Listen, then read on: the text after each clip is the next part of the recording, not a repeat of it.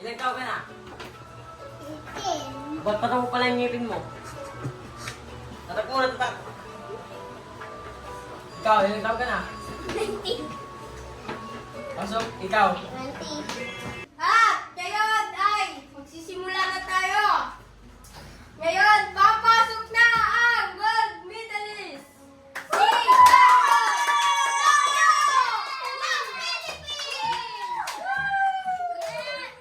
Si Gusto namin makita ang example ng panalo mo sa athletics. Ngayon, Ang akin lang naman ay ipakita ko ang aking galing.